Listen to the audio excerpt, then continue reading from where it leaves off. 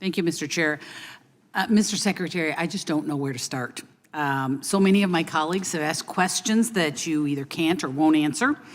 And I have a lot of questions for my constituents. Over 500 questions came in directly from my constituents because I don't think they don't see you doing anything. They don't see anything, your department doing anything to stop the flow over the southern border. And I would love to ask you all of those questions, but I only have 5 minutes. So I will start with one that you probably won't have an answer for. Similar to Mr. Shabbat, I would love to know how many immigrants have been relocated to Minnesota.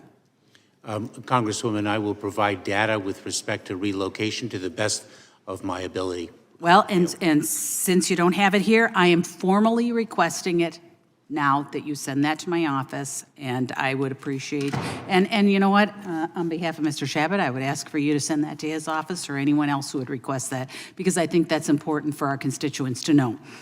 One of my colleagues also asked about your plan to stop the flow of illegal crossings at the southern border.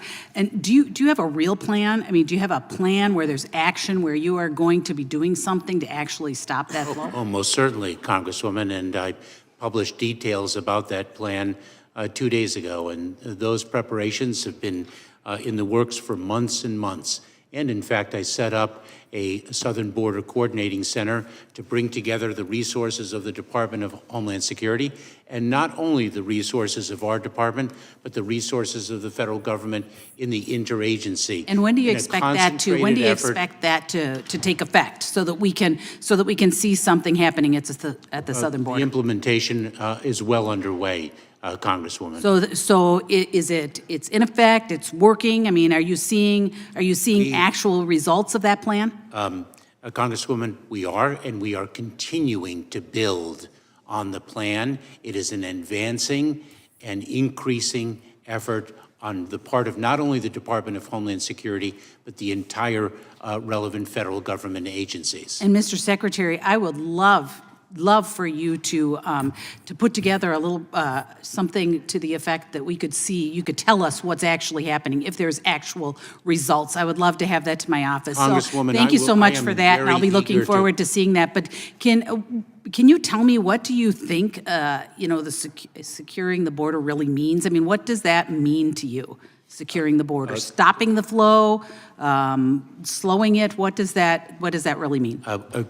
Congresswoman, that means effectively applying the laws of our country and making sure that we are maximizing the impact of the resources that we have to secure the border. And I very much look forward to providing you with information about the results of our plan, and I'll give you a shining example of the results from our targeting. Well, I look forward to getting that in writing. You know, we are very short on time, and I only have a few minutes, and but I do want to know, how does releasing illegal aliens into the U.S. secure the border? How does that fit in with the definition of securing the border? Congresswoman, under our laws, individuals who make a claim for asylum have a right to vindicate their claims in immigration court proceedings. All right. Well, I understand that you're not going to address what I'm asking because you're releasing them. I'm not talking about those necessarily asking for asylum.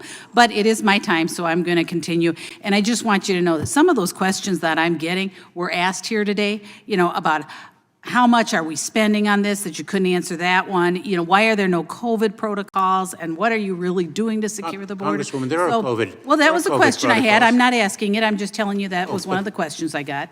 But I will follow up actually with your office because I do want, there's a lot of questions that we have. Really quick, I want to change courses right here because I got this morning.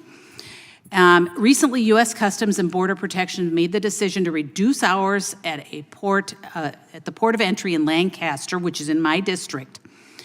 My office was told that the management engaged with stakeholders at the local, state, and federal level. The listed stakeholders were 2 local officials, the Democrat chairman of the House Homeland Security Committee, who doesn't live in my state, and 1 Democrat senator from my state.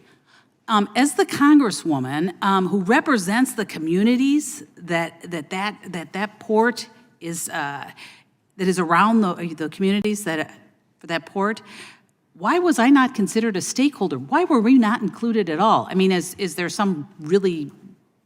a reason? Why we weren't included in that discussion? The gentlelady's time has expired. asked The the witness may question. answer the question. Congresswoman, I'm not familiar with the engagement that was held, the invitations that were distributed, but I will look into it, and we will get back to your office with that I would information. absolutely appreciate that. So I will be expecting a few letters. Thank you. The gentlelady